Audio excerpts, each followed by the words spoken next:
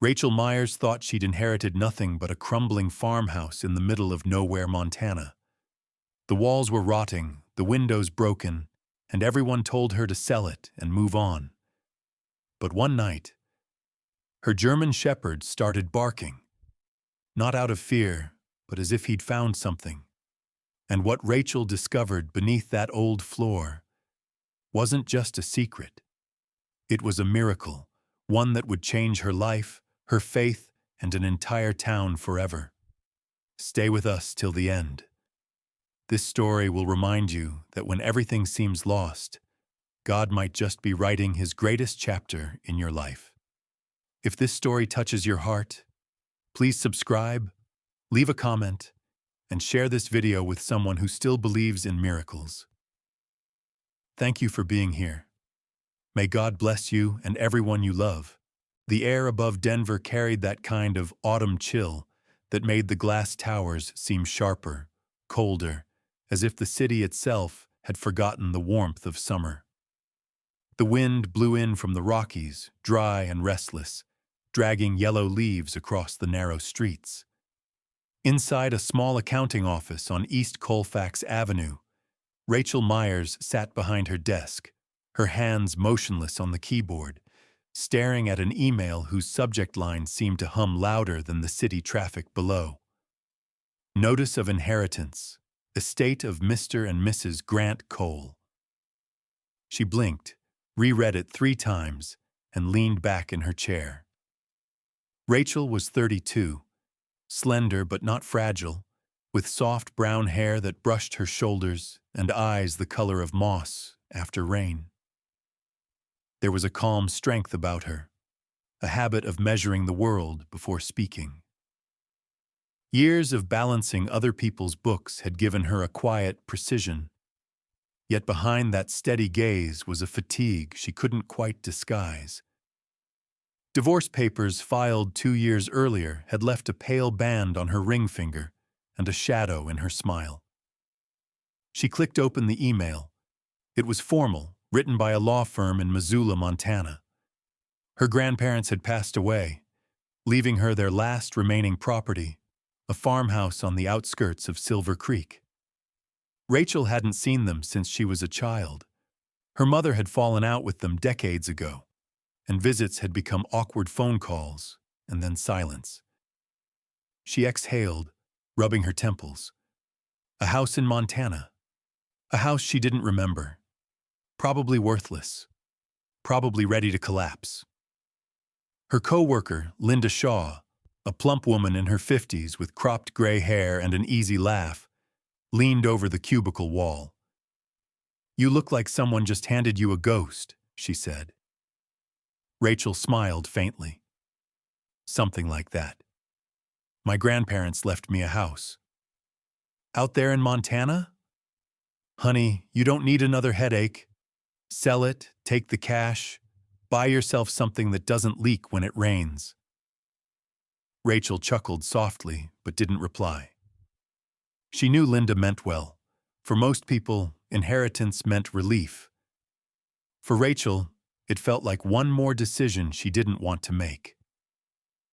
That night, back in her small apartment overlooking the Denver skyline, she poured herself a cup of chamomile tea and sat on the couch beside Duke, her 5-year-old German shepherd.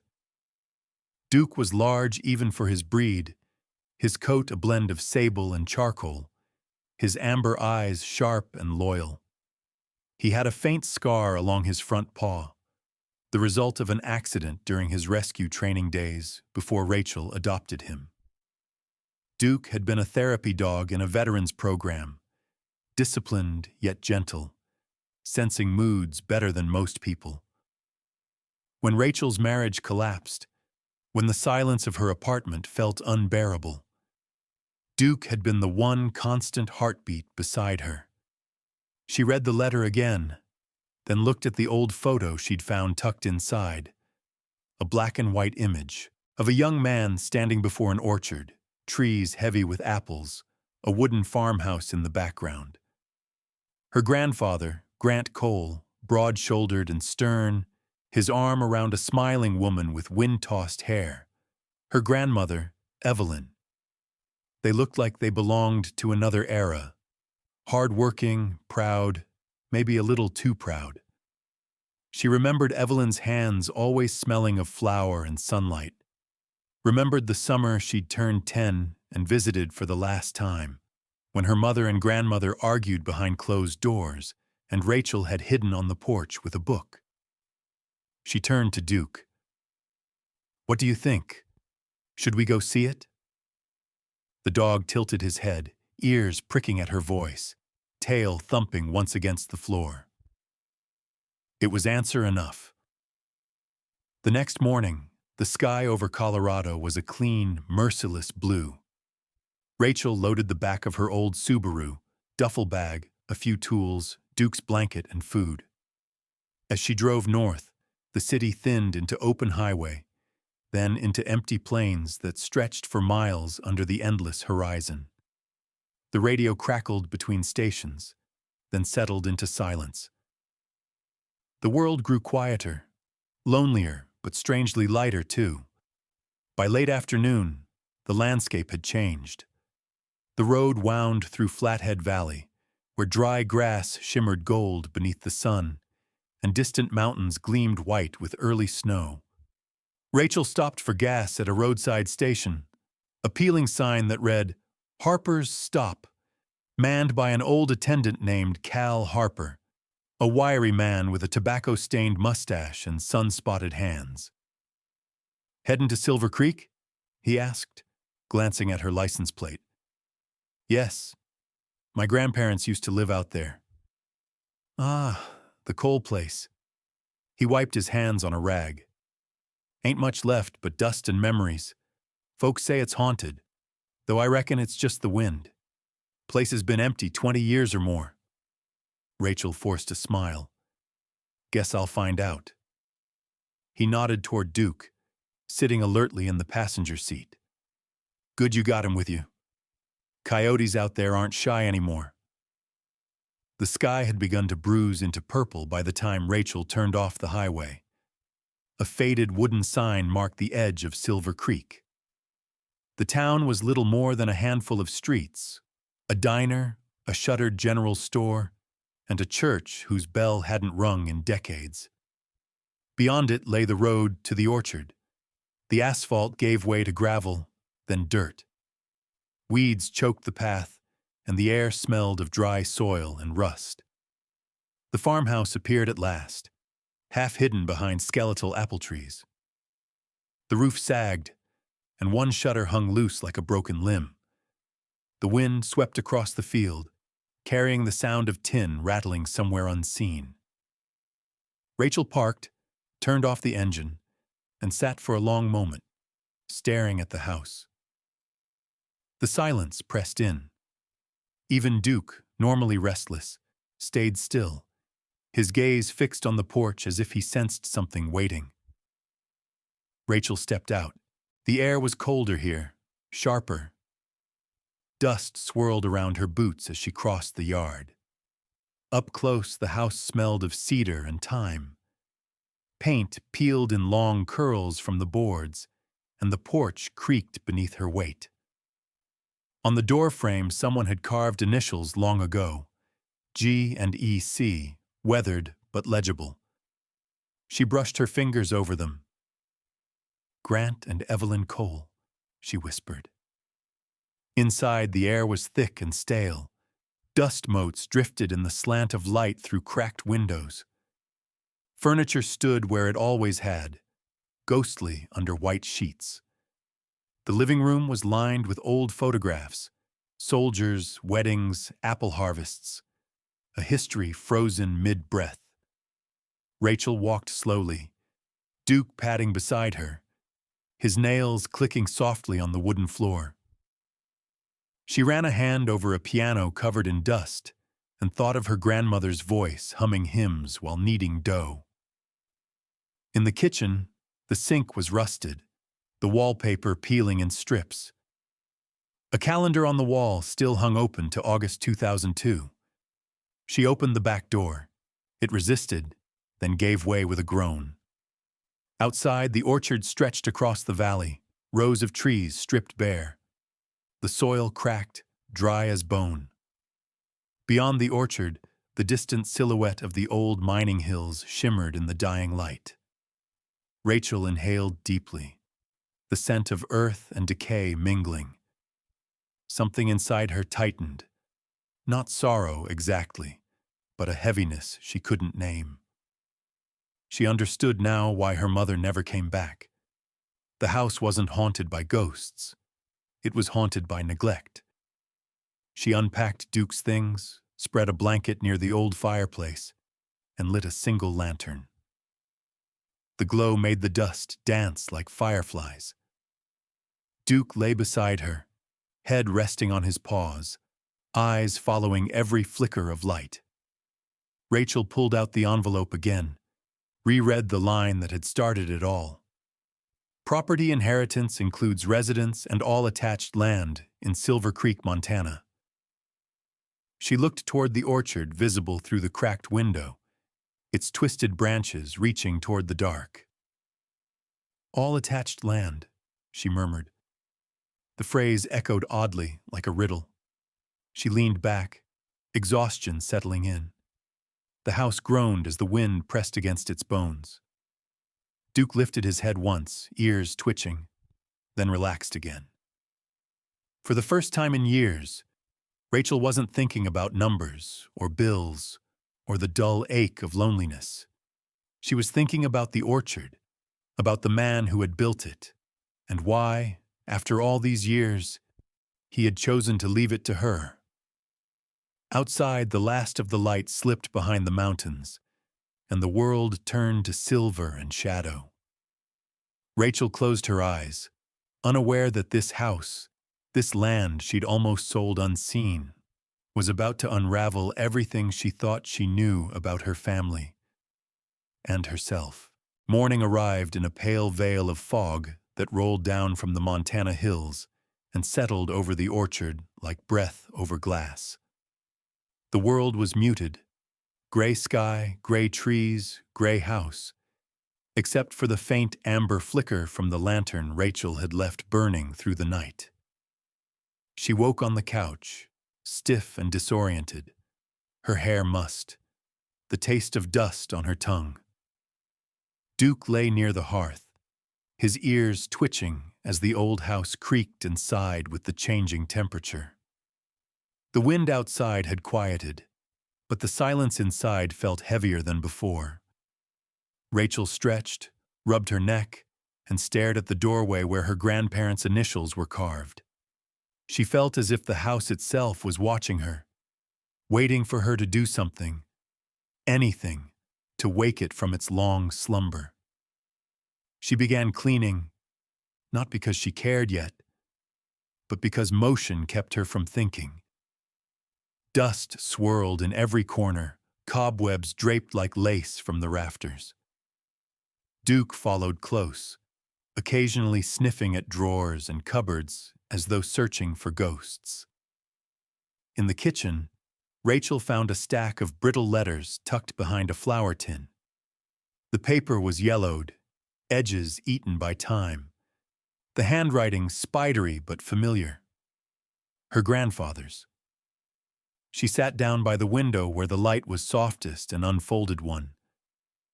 "Mr. Henderson," the letter began, "I must insist we settle the matter of the mining boundary before the company expands further into the east field." The rest was smudged, but the tone was unmistakable, urgent, frustrated. There were several letters, all addressed to the same man. The name stirred a vague memory.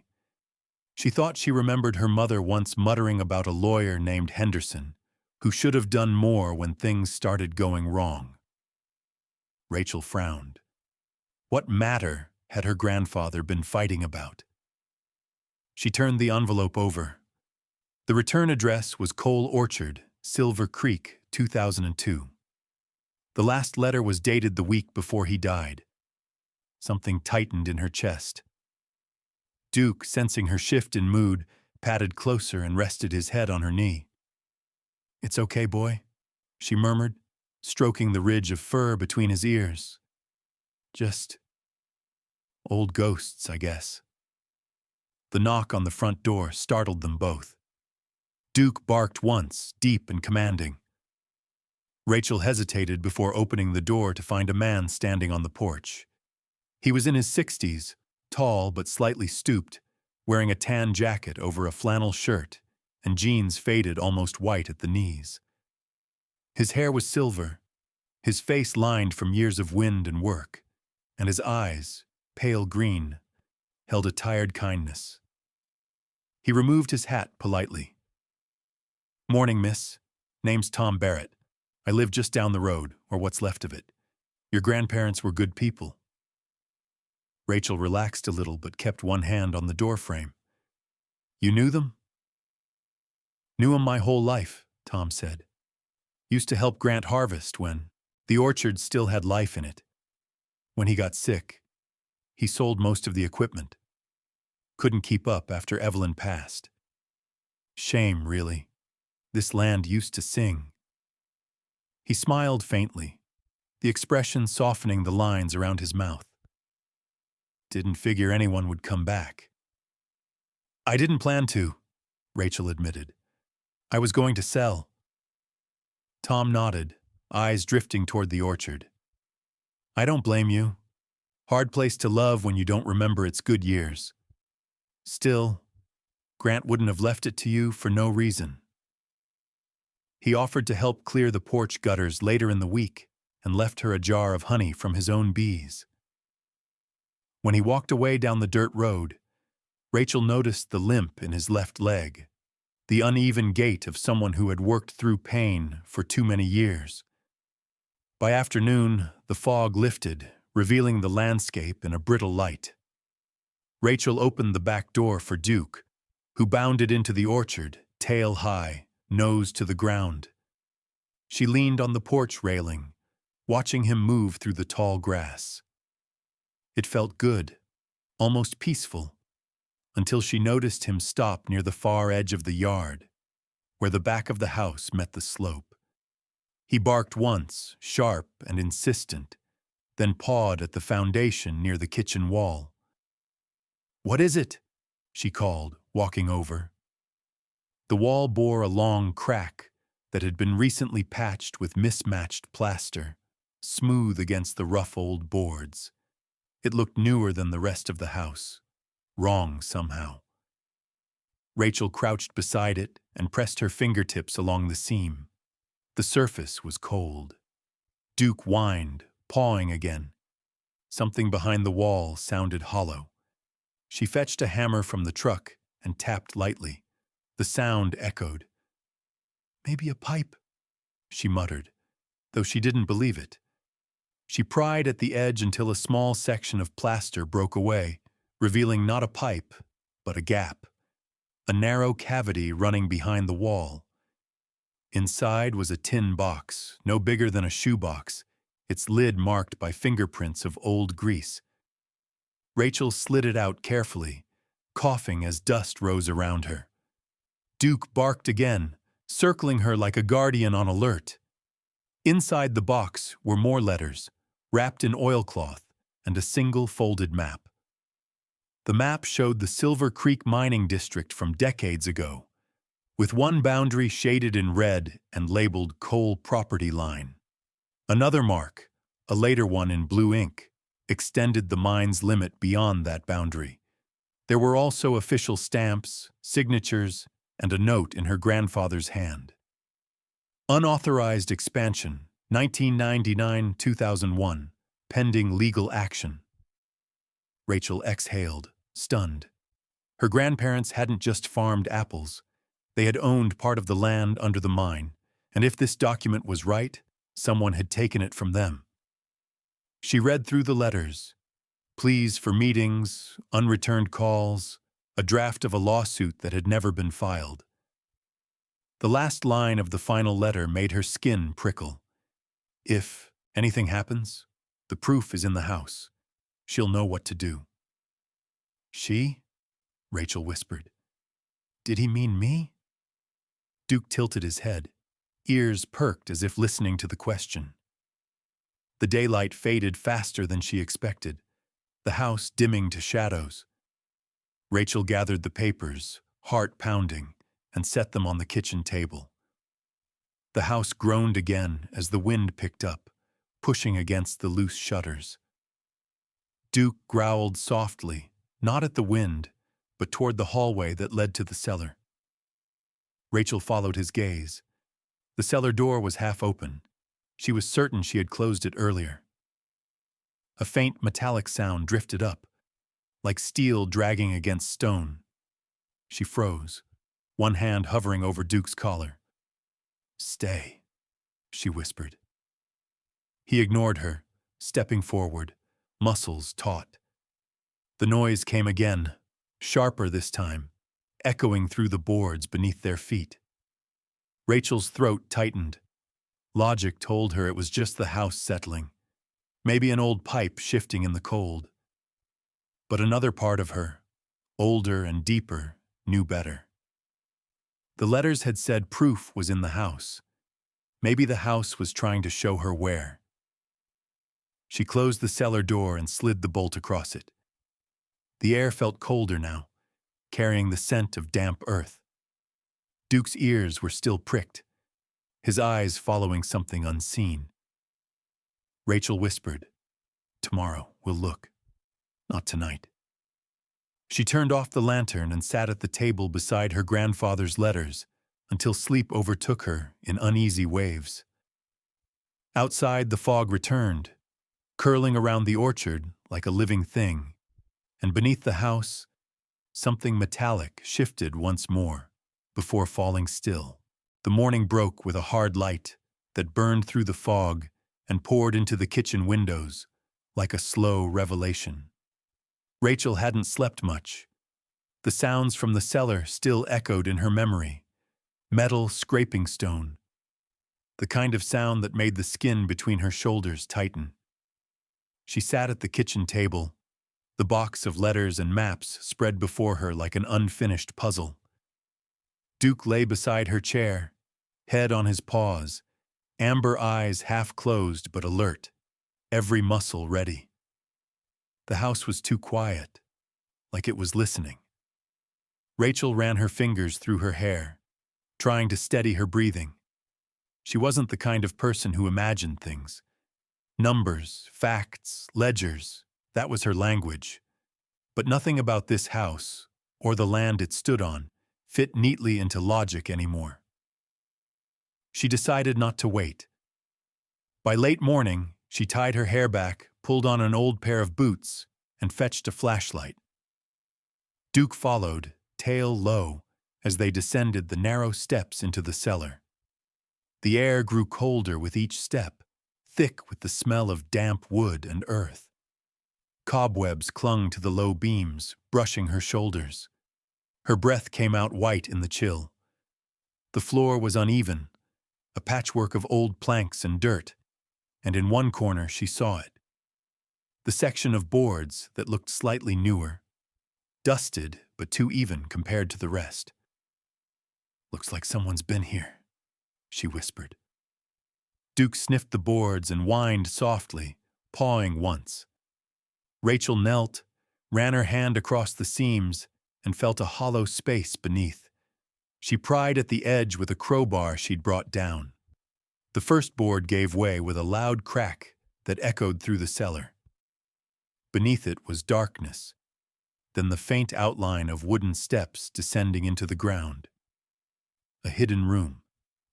She hesitated, shining her flashlight into the void.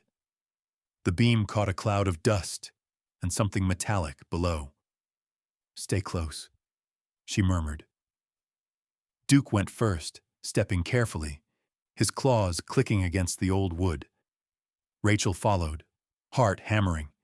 The stairs creaked but held. At the bottom, the air was cooler, stiller, and smelled faintly of oil and rust. Her light swept across a small chamber no bigger than a shed. Concrete walls, a single bare bulb hanging from a frayed cord, and against the far wall, a steel cabinet half buried in debris. She brushed off the dust, revealing a rusted lock. Of course, she muttered. She searched the shelves until she found a heavy wrench and slammed it against the lock. It broke on the third strike, the sound ringing like a gunshot. Duke barked once, startled, then fell silent again, his ears twitching toward the ceiling.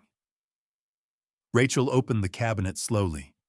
Inside lay stacks of documents sealed in plastic, brittle photographs, and a large envelope stamped with an embossed crest. Silver Creek Mining Co. The handwriting across the envelope made her stomach twist. Her grandfather's bold script. She pulled the papers out. The first was a legal deed, yellowed but legible, naming Grant Cole as the rightful owner of a parcel of land designated as Lot 47A, Silver Creek Mining Territory. The signatures were notarized, stamped, official. Behind it were blueprints and property surveys, all pointing to the same thing. The mine currently operating just beyond the ridge was on land that legally belonged to her family. Rachel sank onto an old stool, her flashlight trembling in her hand. Her grandfather hadn't just fought a losing battle with bureaucracy. He'd been robbed.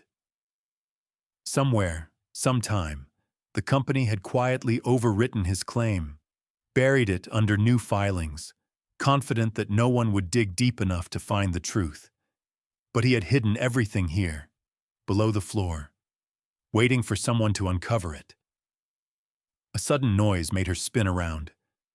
Footsteps creaked overhead. Heavy, slow. She killed the flashlight, holding her breath. Duke stiffened beside her, hackles raised. The steps paused, then retreated toward the front of the house. A car door slammed outside. Then silence. Rachel waited another minute before moving. When she climbed back up, light flooded through the windows. She peered outside and caught the faint glint of metal through the trees. A car, dark and low, parked near the edge of the road. Its engine idled for a few seconds, then rolled away, gravel crunching softly. By the time she emerged into the kitchen, her hands were shaking. She checked the locks, closed the curtains. Someone was here, she whispered. Duke let out a low growl as if confirming it. She wasn't sure if it had been curiosity or warning, but either way, she wasn't alone anymore. Later that afternoon, Rachel drove into town.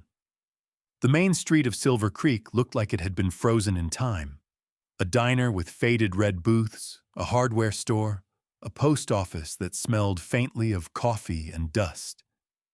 She parked outside a brick building marked Silver Creek County Records Office. Inside, the fluorescent lights flickered faintly, and behind the counter sat a woman in her 40s, wearing a turquoise cardigan and reading glasses strung on a chain. Her nameplate read, Susan Wilmer. "Can I help you?" she asked, voice brisk but not unkind. "I'm looking for property records," Rachel said, trying to keep her tone casual. "The Cole estate. My grandfather owned land near the old mine." Susan typed something into her computer, then frowned. "Cole, Grant Cole, right?" "Yes." Susan hesitated. "Those records are sealed, ma'am. Restricted access. You'd need a court order or company authorization from Silver Creek Mining to view them." Rachel's stomach sank. Company authorization? Why would they have access to private family records? Susan gave a nervous little shrug.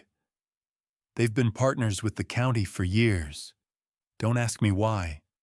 I just work here." She lowered her voice. "If you're digging into old business, be careful.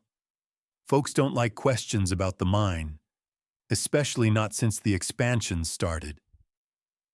Rachel thanked her and left, forcing herself not to look over her shoulder as she walked back to the car. The wind had picked up, scattering leaves down the empty street. When she reached her vehicle, Duke was sitting upright in the passenger seat, staring at something across the road. She followed his gaze, an older man standing beside a black SUV, tall, broad-shouldered, his hair slicked back with precision. He wore a charcoal gray suit that looked too expensive for this town. His expression was unreadable, but his eyes, dark and narrow, stayed fixed on her for a beat too long before he climbed into the SUV and drove off. Rachel's pulse quickened. Whoever he was, she was sure he hadn't just been out for a drive. She started the car and headed home, her mind spinning. The documents, the sealed records, the car near her house. It was all connected. Someone knew what she had found. That evening, as dusk settled over the orchard, she spread the papers across the table again. Duke paced restlessly near the window. The silence outside was no longer peaceful. It was charged, waiting. She glanced once more at the deed, the seal of Silver Creek Mining Company gleaming under the lamplight. Her grandfather had hidden this to protect something precious, and now, decades later, that burden had fallen squarely into her hands. Then, through the curtain, she saw it, the faint flash of headlights far down the road, pausing, then disappearing behind the trees. Duke growled low in his throat, every muscle taut. Someone was watching, and they knew exactly where she was. By the time the sun slipped behind the Montana hills, the streets of Silver Creek had emptied into the hush of early evening. The air held that crisp edge between fall and winter, sharp enough to sting her lungs as Rachel stepped out of the diner with a folder clutched to her chest. Inside it were photocopies of her grandfather's property deeds, stamped and verified by the town's records clerk. The man who helped her had been hesitant at first, his voice low, eyes flicking toward the door as though someone might be listening. His name was Harold Green, a thin man in his 70s, with white hair combed neatly to the side and spectacles that caught the light each time he looked up. His face bore the weary expression of someone who had spent a lifetime in small-town bureaucracy, part resignation, part quiet defiance. When Rachel had shown him the documents, he'd studied them in silence, lips pressed into a hard line. "These are legitimate," he'd said at last, glancing toward the window. "If what you've got here is real, then that company's been trespassing for years." He had leaned closer, voice dropping to a whisper. "But you didn't hear that from me. And if you're smart, Miss Myers, you'll leave town tonight. Because if you've got those papers, they won't let you keep them." Now, as Rachel crossed the street to her car, those words gnawed at her. Duke was waiting in the passenger seat, his eyes glowing faintly in the dashboard light. The dog had been restless since morning, reacting to every noise beyond the orchard, every rustle in the brush. She scratched his head gently. "We're leaving soon," she said. "Just one more night." The drive back to the farmhouse was quiet. The sky had gone black, and the headlights carved two narrow tunnels of white through the trees. Gravel crunched beneath the tires, echoing off the distant ridge. When she pulled into the yard, she noticed it immediately. One of the porch lights was on. She hadn't left it that way. Rachel froze, her hand tightening on the steering wheel. Duke growled low, his body stiff. She reached for the flashlight in the glove compartment and whispered, "Stay close." The door creaked as she stepped inside. The air smelled faintly of cigarette smoke. The kitchen light flickered, and she saw them. Two men standing by the table where her papers had been spread out hours earlier. Both wore dark jackets and work boots dusted with red clay from the mines. One was tall, with a square jaw and a rough stubble shadowing his face. His name tag read C. Ward. The other, shorter but broader, had a shaved head and eyes that never seemed to blink. The taller man smiled coldly. Evening, Miss Myers. Sorry for the intrusion. Name's Ward. We're from Silver Creek Mining. We understand you've come across some property documents that don't belong to you. Rachel's throat tightened. They belong to my family. Ward's smile didn't waver. I think you're mistaken. Those are corporate records, confidential materials. We'll take them off your hands. Make sure they're properly disposed of. Saves you a lot of trouble. The other man, silent until now, took a step forward. His face was scarred along the temple, the kind of mark left by an old fight or explosion. Rachel met his eyes and saw nothing human in them, just the dull focus of someone used to obeying orders. Please, she said quietly. Leave now before my dog. But Duke moved first. The German shepherd lunged from the hallway with a guttural snarl, slamming into the shorter man and knocking him off balance. Papers scattered across the floor as the room erupted into chaos. Ward cursed, reaching into his jacket, but Rachel was already moving. She grabbed the envelope from the table, bolted toward the back door, and dove through it just as the sound of furniture crashing echoed behind her. Duke followed, barking furiously. The night air hit her like ice. She sprinted across the yard, boots pounding the frozen ground. Behind her, voices shouted, angry, breathless. "Stop her!" one yelled. Rachel didn't look back. She cut through the orchard, weaving between the skeletal trees, until she reached the old cellar door hidden behind the shed. She yanked it open, slipped inside, and pulled Duke in after her. The darkness swallowed them whole. She pressed her back against the wall, breathing hard, listening. Footsteps thundered outside, closer now. A flashlight beam swept across the cracks in the door. Duke stood rigid beside her, silent but trembling with energy. Rachel gripped his collar. "Quiet," she whispered. The light lingered for a few seconds, then faded. The men's voices grew distant, moving toward the road. Only then did she exhale. The cold of the cellar seeped into her bones. She switched on her own flashlight, its beam weak but steady, and crawled toward the small opening that led to the hidden room below. The air was stale, the smell of earth and rust thick around them. Duke followed closely, his breath loud in the stillness. She found the tin box she'd unearthed days earlier and stuffed the most important papers into her backpack. The deed, the legal certificates, the photographs. Then she turned off the light and waited. Minutes passed, then an hour. The only sounds were the creaking of wood above and Duke's steady breathing. When she was sure the men were gone, she lifted the hatch and stepped outside. The orchard stretched under a sky glittering with stars, vast and cold. She could see her breath rising like smoke. Somewhere in the distance, an engine started, then faded into the hills.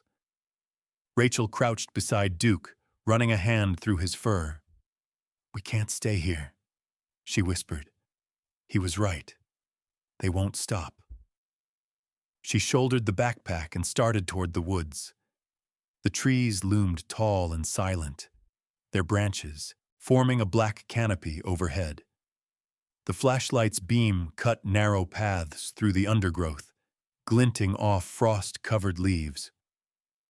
Duke trotted ahead, occasionally glancing back as if to make sure she was still there. They didn't stop until they reached a small clearing at the edge of the forest, where an abandoned hunter's cabin leaned against the slope. The roof was caved in on one side, but it offered shelter from the wind. Rachel pushed the door open, stirred up a cloud of dust, and stepped inside. The single room smelled of cedar and old rain. She spread her jacket on the floor and sank down, exhausted. Duke curled beside her, his body warm against the cold. For a long time, Rachel stared at the ceiling through the beam of her flashlight, her mind replaying every moment of the night. The confrontation, the fear, the certainty in the clerk's warning. The company wanted her gone, but the papers in her backpack were the proof of everything they'd tried to erase. She reached out, resting her hand on Duke's back. "He knew this would happen," she said softly, thinking of her grandfather. "He left it for me to finish." Outside, the wind whispered through the pines, carrying the scent of snow. Rachel turned off the light and looked up at the faint shimmer of the stars through the hole in the roof. "I'll protect it," she murmured. "I swear." Duke sighed, his ears twitching once before he drifted into sleep. The house, the orchard, the mine, they were more than land now. They were her legacy, and she would not let them be buried again. The dawn came thin and pale, a soft spill of gold over the jagged Montana ridges. Frost clung to the weeds outside the small cabin, glittering like glass. Rachel woke to the smell of pine and the sound of Duke shaking himself beside her, his collar jingling faintly in the quiet. Her body ached from the hard floor, but her mind was sharper than it had been in days. She had made up her mind. The fear that had haunted her since the break-in had settled into something steadier. Resolve. She brewed instant coffee over the camp stove she'd found in the corner of the cabin. Duke sat near the door, his coat glistening in the morning light. He was 6 years old now, strong, loyal, and disciplined, yet his eyes always softened when he looked at her. The scar along his paw caught the light, a small reminder of survival, of both of them. Rachel took a slow sip of the bitter drink and looked toward the valley where Silver Creek slept under a haze of mist. "It's time," she murmured. By mid-morning, she was back in town, papers packed neatly in a weathered leather satchel that had belonged to her grandfather. The courthouse stood on Main Street, an old stone building with tall arched windows and a clock tower that hadn't worked in years. Inside, the air smelled faintly of paper and floor polish. The clerk directed her to Judge Margaret Holloway, the presiding officer for property disputes in the county. Judge Holloway was a woman in her late 50s, with silver-streaked hair pulled into a low bun and eyes the color of cold steel. Her presence filled the room, calm but commanding. Her voice was low and deliberate, honed by decades of holding her ground against louder men. Rachel explained everything, laying out the deeds, letters, and mining records on the polished oak table. The judge listened without interrupting, her expression unreadable. When Rachel finished, the older woman leaned back and folded her hands. "Miss Myers," Judge Holloway said, "what you've uncovered is serious. If what these papers show is accurate, this company has been operating illegally for decades. But you understand, bringing this to light means going against people with power, influence, and money." "I do," Rachel replied quietly, meeting her gaze. "But this land belonged to my grandfather. They stole it from him. I can't let them bury the truth again." Something flickered in the judge's eyes. Approval, perhaps, or memory. "Very well," she said. "Leave the originals here. We'll verify authenticity and move this to a hearing immediately."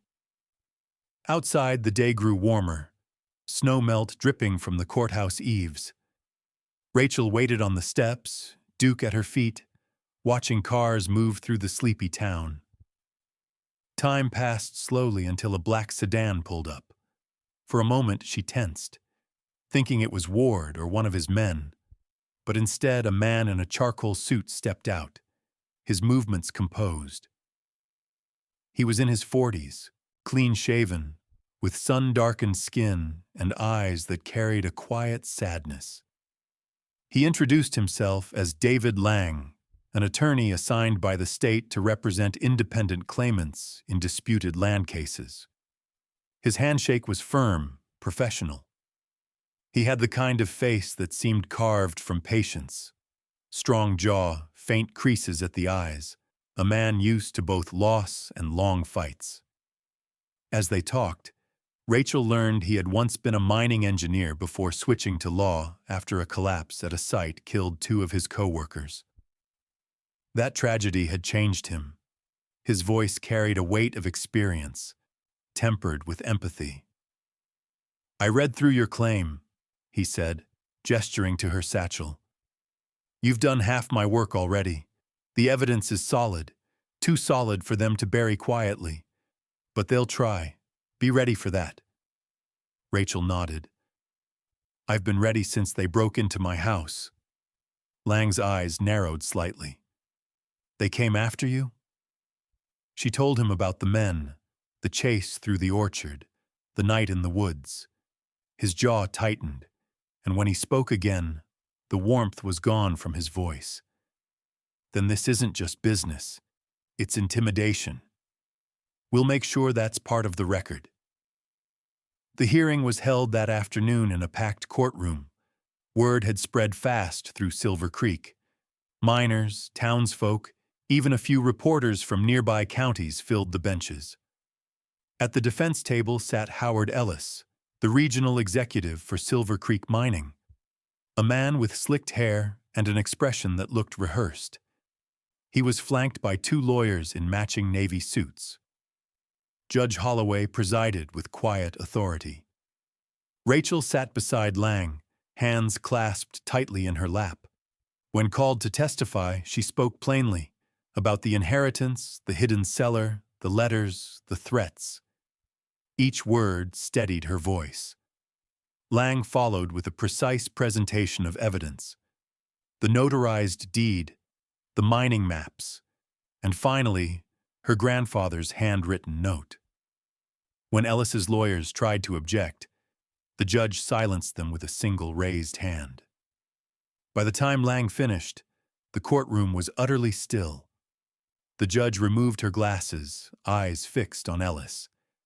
"This court finds that the property in question, including the Silver Creek mine and surrounding parcels, was unlawfully acquired and exploited by the defendant corporation.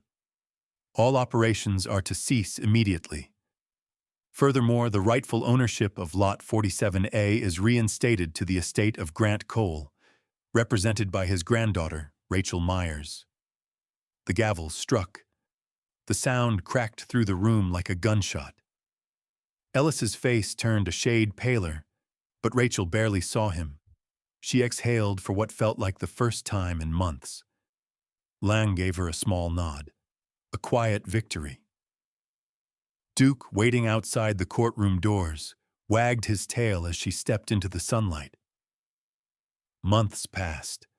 The mine was shut down, its gates chained and guarded by state officials.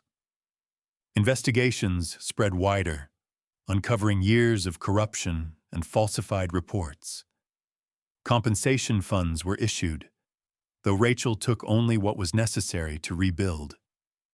She poured the rest into a dream that had begun to take shape during those long nights in the cabin. By the next spring, the orchard was alive again. The old house had been repaired. Fresh paint, new roof, wide windows letting in the sun. In the barn, volunteers worked under a new sign: Cole Foundation Center for Renewal. The center offered workshops for laid-off miners, therapy programs for veterans, and a rescue kennel for dogs like Duke. The laughter of people filled the air where silence had once ruled. On the porch, Rachel sat with a cup of coffee as the sun dipped low over the hills, painting everything in honeyed light. Duke lay beside her, his muzzle now touched with gray, his head resting on her boot. The apple trees swayed gently in the evening breeze. She looked toward the horizon, the land that had once been her grandfather's, now fully hers. "You were right," she whispered. Some things are worth fighting for. Duke's tail thumped once in quiet agreement. As the sky darkened into twilight, the wind carried the scent of blossoms through the air. And for the first time since she'd arrived in Silver Creek, Rachel felt peace, not the fragile kind that hides behind fear, but the deep, steady peace that comes when truth finally stands in the light. Sometimes, miracles don't arrive with thunder or light from heaven. They come quietly, through courage, through love, through a simple act of standing up for what's right. Rachel thought she had only inherited an old, broken house, but what she truly received was faith. Faith in truth, in redemption, and in the unseen hand that guides us when the world seems dark. Maybe that's how God works, not by changing the world in a flash, but by changing hearts one at a time. The same light that shone through her grandfather's orchard now shines through her, and maybe through you too. If you've ever felt lost, if life has buried your dreams under dust and fear, remember this story. The miracle you're waiting for might already be growing in the soil of your struggle, just waiting for you to believe again. May God bless you, protect your family, and remind you that faith and kindness can still change lives, even today. If this story touched your heart, don't forget to leave a comment below about what part moved you most. Share this video to spread the message of hope, and subscribe to our channel so you don't miss more stories of faith, courage, and the quiet miracles that still live among us. Because sometimes, the greatest treasures are not found in gold, but in grace.